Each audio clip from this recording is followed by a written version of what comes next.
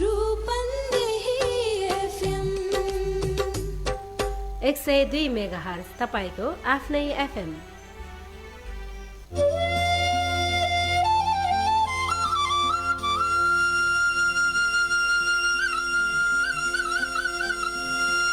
सनातन अमर आत्मा परमात्मा रूपले आनन्द मात्रामा सबै सधैँ रहिरहनलाई आत्मज्ञानको दैनिक प्रवचन कार्यक्रम अखण्ड सुख अद्वैत प्रदीप बलराम जीसी सरस्वतीको साथमा हरेक दिन दिउँसो 1:45 बजेदेखि।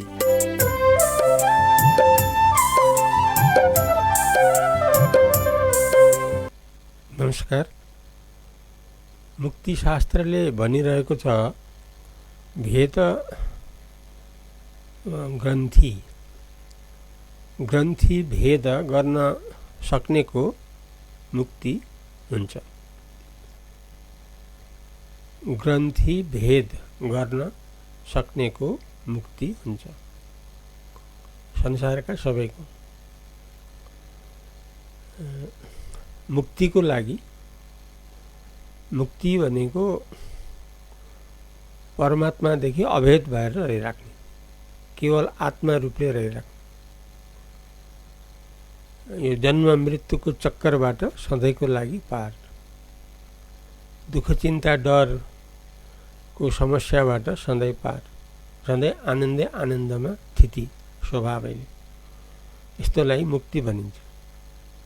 यस्तो मुक्ति प्राप्तिको लागि एकमात्र साधन हो ग्रन्थि भेद गर्न सकिरहनु। ग्रन्थि भेद,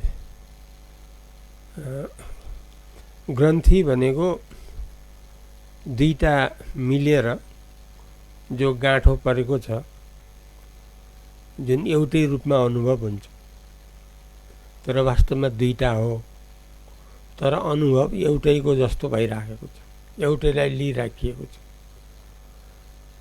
यस्तोलाई भनिन्छ ग्रन्थि। वास्तवमा अलग अलग हो, तर एउटै भन्ने अनुभव भइराखेको छ। यस्तो एउटै भन्ने जो अनुभव भइराखेको हुन्छ, यसलाई भन्छ ग्रन्थि। जस्तो दृष्टान्तमा शरीर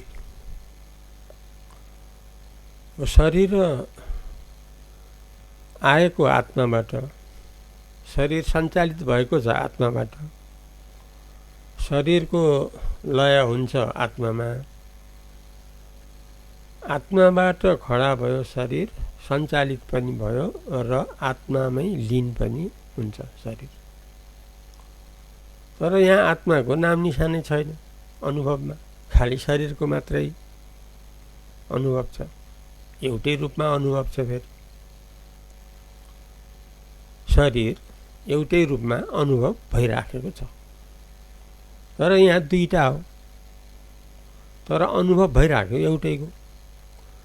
यस्तो यथार्थ दुईटा हुँदा हुँदै पनि एउटैको रूपमा अनुभव भइरहनु हो ग्रन्थि। यही ग्रन्थिलाई भेद अर्थात् अलग अलग गर्न जानेर रहिरहन सक्यो भने यस्तो गर्न सक्नुहुनेहरूको मुक्ति निश्चित रूपमा हुन्छ संसारका सबैको। अब दृष्टान्त शरीरलाई नै लिउँ, किनभने संसारका सबै शरीरलाई नै आफू भनेर व्यवहारमा रहिएको हुन्छ। बुझ्न बुझाउन सबभन्दा सजिलो शरीरकै दृष्टान्तबाट हुन्छ। त्यसैले अहिले शरीरकै दृष्टान्तबाट लिउँ, सम्झौँ, बुझौँ। अब व्यवहारमा सामान्यतया के भइराखेको छ भने शरीर एउटै हो, त्यही एउटा मै हो, यस्तो अनुभव भइराखेको छ। यस्तो अनुभव, यसलाई ग्रन्थिको अनुभव भन्छ। एउटैको अनुभव, एक शरीरको मात्र अनुभव भइरहेको कारणले नै संसारका हामी बन्धनमा फस्यौँ, मुक्ति हुन सम्भव भएन। त्यसैले मुक्ति हुनलाई, यो फस्नुबाट उम्कनलाई, महाजालबाट उम्कनलाई एकमात्र उपाय मुक्तिशास्त्रले बतायो, ग्रन्थि भेद गर्नको लागि, ग्रन्थिलाई अलग अलग जानेर अलग अलग रूपले अनुभव गरिरहनलाई। दृष्टान्त फेरि शरीरकै ल्याउँ। शरीर जड हो, तर चैतन्यको अनुभव भइराखेको छ फेरि व्यवहारमा। चाहिँ शरीर नै सब कुछ हो, शरीर रूपले जो म रहिराखेको छु, म शरीर रूपले सब कुछ हो, यस्तो अनुभव भइराखेको छ। यही भनाइले धोका दियो। कसरी धोका दियो भने शरीर 100% जड हो र यो 100% जड रूप शरीरलाई 100% सञ्चालन गर्ने एकमात्र आधार स्रोत ऊर्जा केवल आत्मा मात्रै हो। तर आत्माको अनुभव नभइकन केवल शरीर रूपले मात्रै अनुभव भइराख्यो। यही हो सबैभन्दा ठुलो भूल, सबैभन्दा ठुलो भ्रम। त्यसैले यो सबैभन्दा ठुलो भ्रम भूललाई छिरफार गरेको छ वेदान्तले, उपनिषद शास्त्रले। विश्वको सर्वप्राचीन सबैभन्दा पुरानो र दर्शनमा आत्मदर्शन दर्शनहरूमा शिरोमणि जो हो, त्यसले यो भूललाई चिरफार गरेर स्पष्ट संसारका सबैलाई मुक्तिको बाटो देखाइदिएको छ। कसरी भन्दाखेरि शरीर ग्रन्थिबाट सञ्चालित हो, अर्थात् आत्मा र जड, चैतन्य र जड। आत्मा माने चैतन्य, चैतन्य भने आत्मा। जड भनेको कस्तो भने चलाए चल्ने, नचलाए नचल्ने, त्यसलाई जड भन्छ। जस्तो बाटामा ढुङ्गा छ नि, अथवा कहीँ ढुङ्गा छ भनौँ न, मुडो छ भनौँ, चलाए चल्छ, नचलाए चल्दैन। ठिक जस्तो ढुङ्गा हो, ठिक जस्तो मुडो हो, ठिक त्यस्तै यो शरीर जड हो। दृष्टान्तमा राति सुतेको बेलामा, निदाएको बेलामा, अब निदाउने मान्छे त निदाइराखेको छ, तर शरीर त खाटोमा बिछौनामा त छ नि त। अब त्यो शरीरलाई कसैले यसो चलायो भने चलाए मात्रै चल्छ, नत्र चल्दैन। अर्को कुरा, मानौ त्यो रातिमा चोर गएको थियो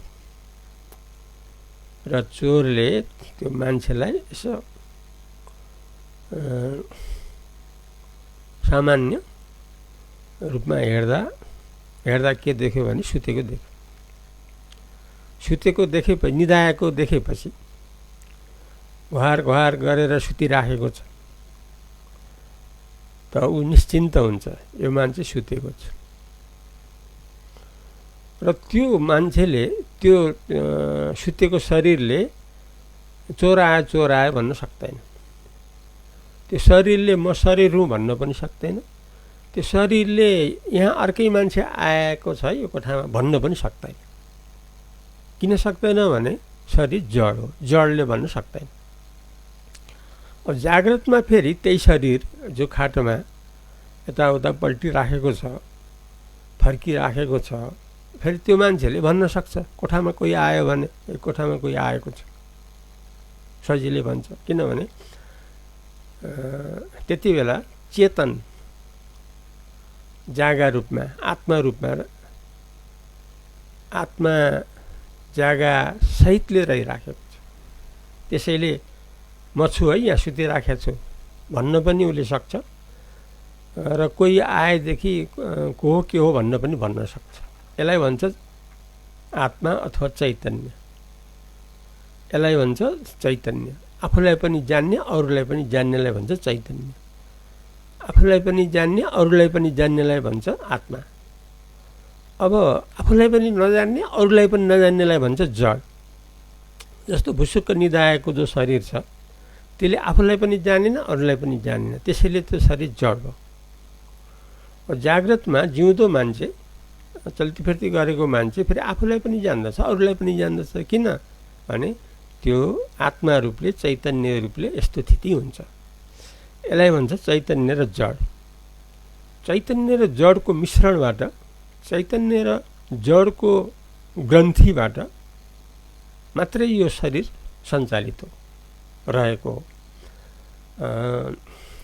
जो जीवन रहेको छ, जाग्रतमा जो चल्ती फिर्ती भइरहेको छ, दुईटाको सम्बन्धको कारणले, ग्रन्थीको कारणले, तर एक रूपमा अनुभव भइरहेको छ। अब मुक्तिशास्त्रले के भनेको छ भन्दाखेरि यो चाहिँ नि यहाँ दुईटा छ। जो बाहिरी देखिने शरीर त्यो जड हो, भित्र रहिराखेको जो चैतन्य हो त्यो आत्मा हो। अब आफू आत्मा हो, जड शरीर होइन। आफू जो हो केवल आत्मा हो, जड शरीर होइन। आत्मा अमर हो, आत्मा सधैँ रहिरहन्छ। आत्माको अभाव कहिले पनि छैन, कहिले पनि छैन। निदाएको बेलामा पनि आत्माको अभाव छैन, किनभने निद्राबाट उठेपछि म निदाइराखेको थिएँ भन्न सक्छ नि त। आत्मा लगातार थियो तब न उठेर भन्न सक्यो कि म निद्रामा थिएँ है,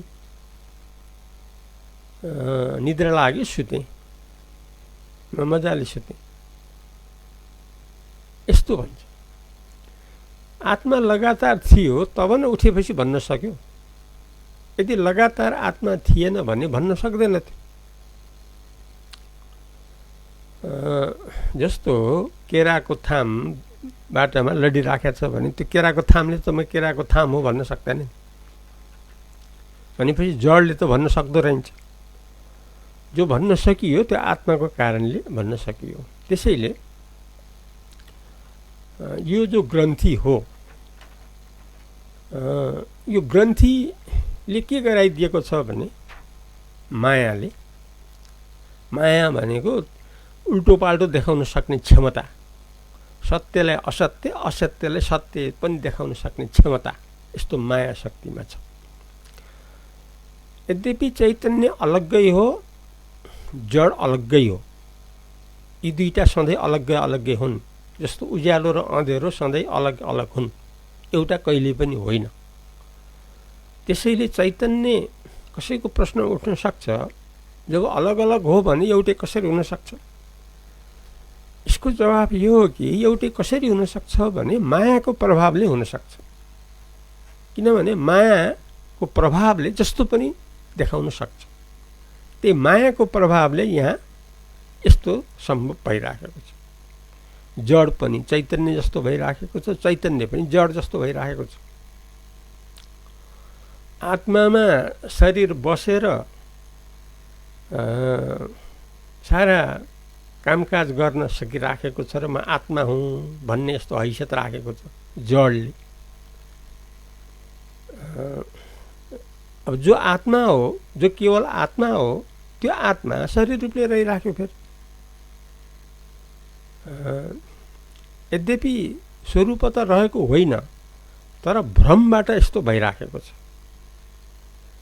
त्यसैले त्यो भ्रमलाई चिरफार गरेको छ मुक्तिशास्त्रले। हुनाले आफू आत्मा हो, सदाकालीन जड रूप शरीर आफू आफ्नो होइन, यस्तो देखाएको छ। अर्को दृष्टान्त आगो र फलाम। तातेको फलामको डल्लो तातो रातो देखिन्छ, तर फलामको त होइन नि, त्यो त अग्निको हो। भनेपछि त्यो फलामको डल्लोमा त तातो रातो पनि देखियो, जबकि त्यो हो चिसो कालो। तर कालो पनि देखिएन, चिसो पनि त्यहाँ देखिएन, त्यहाँ तातो र रातो देखियो। कसले गर्दा? अग्निले गर्दा। तर एउटै रूपमा भान भइराखेको छ। तातेको फलाम एउटै रूपमा अनुभव भइराखेको छ, तर वास्तवमा दुईटा छ त्यहाँ, आगो र फलामको संयोगबाट त्यो भइरहेको। त्यस्तै फलाम जस्तै शरीर, आगो जस्तै आत्मा, यसरी यो शरीरमा स्पष्ट रूपले अलग अलग छ, वास्तवमा एउटै होइन। जस्तो तातेको फलामको डल्लोमा एउटै त्यहाँ छैन, त्यहाँ त अग्नि र फलामको संयोगले त्यो देखिराखेको। फलाम जहिले पनि जड हो, अग्नि चाहिने सत्ता स्फूर्तियुक्त हो। त्यस्तै शरीर सधैँ जड हो, आत्मा सधैँ सत्ता स्फूर्तियुक्त। सबैको स्वरूप आत्मा स्फूर्तियुक्त हो। यसरी आत्मा रूपले जानेपछि सबैको मुक्ति सिद्ध हुन्छ। आजलाई यति नै गरौँ, भोलि फेरि नयाँ प्रसङ्गबाट आउनेछु। तबसम्म अद्वैत प्रदीपलाई बिदा दिनुहोस्। नमस्कार।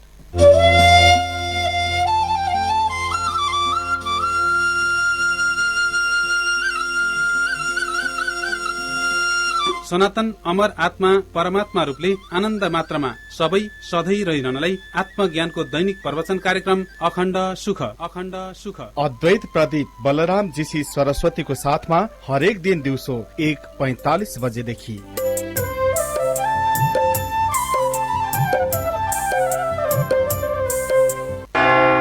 दिउँसोको 2 बज्यो। सही सूचना, सत्य समाचार, तपाईको